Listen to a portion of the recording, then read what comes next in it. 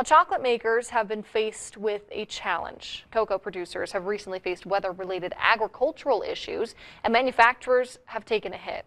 Our Alex Ailey spoke with a local candy business who's navigating this new challenge.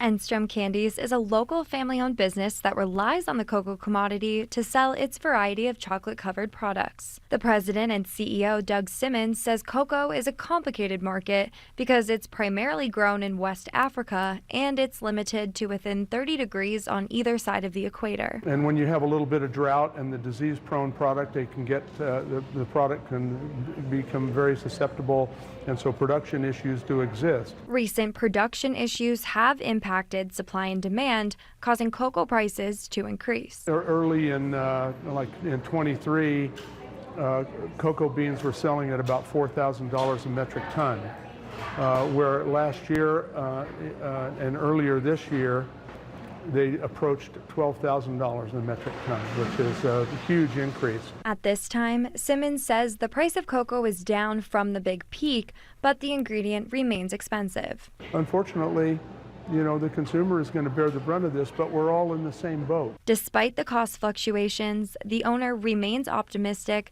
and has a solution to offset these high costs. We watch the cocoa market, and when the market dips, we'll buy a certain amount of weight at that price, and then our producer buys the beans at that price.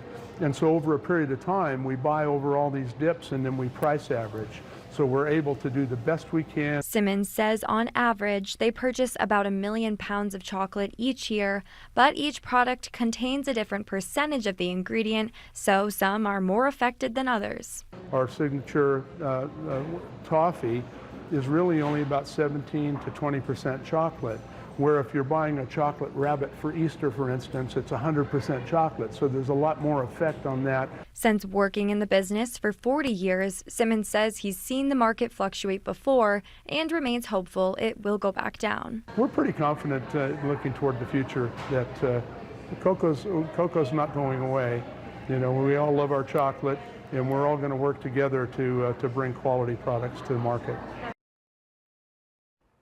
Simmons says there is still a good source of cocoa despite high costs. Enstrom Candies will soon be opening a new distribution warehouse to expand their operation and continue to serve those with sweet tooths across the state and across the country.